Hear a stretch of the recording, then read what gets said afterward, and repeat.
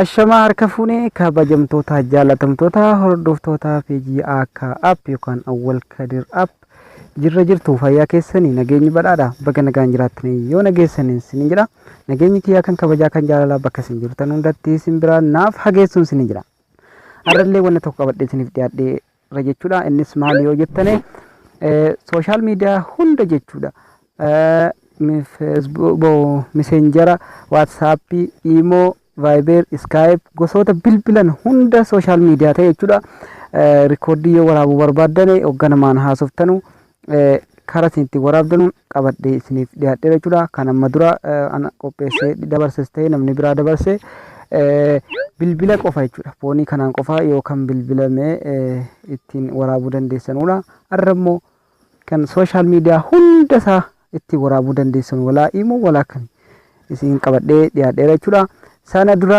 YouTube channel kiyya warreen argin YouTube keessan seentane akka app akkuma asirratti argitan Awwal Kadir app yoo itti barreessanis akka app qubee gabaa jedhaan akka pa kana yoo barreessani haala kanaan isinii baaka kabajamtoota jaalatamtoota keenya subscribe ka jettu kana haala kanaan cuqaastani mallattoo alarmii asirra dhuftu kana si'a tokko cuqaasuu hin dagatinaan sinin jedha akka wanni hin gadhiise hatattamaan gubbaa kanarraan gadi siniif dhufu jechuudha. Sana booda like gochuu illee hin dagatinaa yoottan keessaniif share godhaa yaada keessan koomentii jalatti naaf barreessuu hin dagatinaan sinin jedha.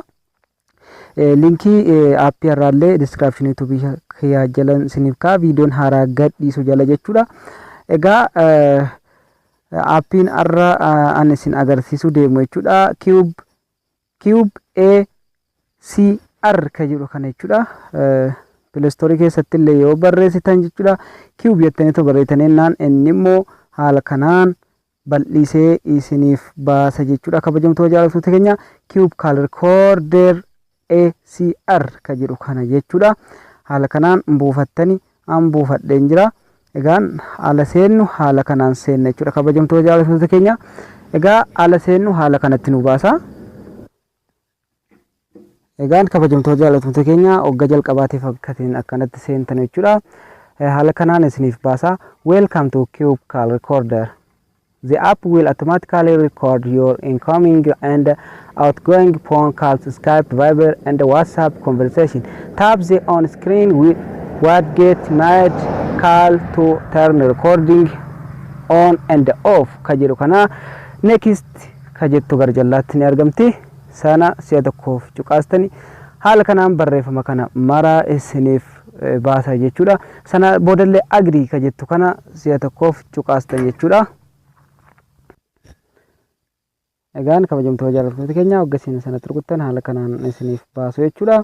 Gara gadi irratti enable app connector ka jedhe kana si'a tokkoof akkanatti cuqaastanii settingii keessan keessa isin galcha jechuudha maqaadhuma appii sanaa cube ACR app connector ka jedhu kana settingii keessan keessa cufaa jirti akkanatti on gootan jechuudha lammeessallee isin fida jechuudha hamma tokko dudduubatti deebitanii sana booda ammallee okay continue ka jettu kana hoggaa kan silkiin hundi jechuudha silkii hundarratti ofiin enable hin ta'u jechuudha hoggasiin okay ettaniin kun enable jedheetuma fooniitti isin baasa garuu immoo silkii tokko irratti amma fakkeenyaaf silkii kiyyarratti illee hin ta'u jechuudha social media kan waraabu qafoo malee kan mobaayilaa itti saalaa malee asirratti cube ACR can help you remember the place where you received or made calls.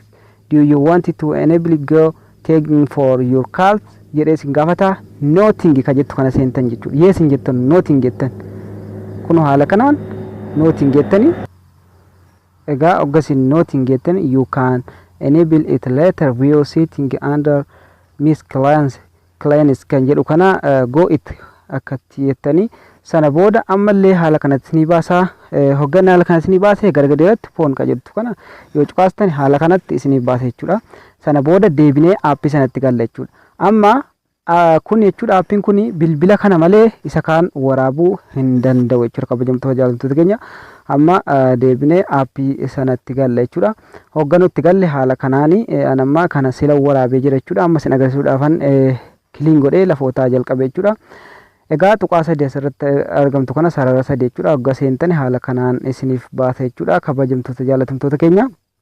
Mallattoo sitingii kanatu asirratti argamti jechuudha. Mallattoo sitingii asirratti argamtu kana jechuudha. Haala kanaan tokko cuqaastanii akkanatti hoggasiin cuqaastan jechuudha. Gara gadi kanatti gadi barbaaddanii go to app connector sitingii keessa sirreessi ka jedhu kana sitingii keessa seentanii ammallee asirratti cube maquma aappii sana jechuudha seentanii haala kanaan ammallee ibsitan jechuudha kabajamtoota jaalatamtoota keenya.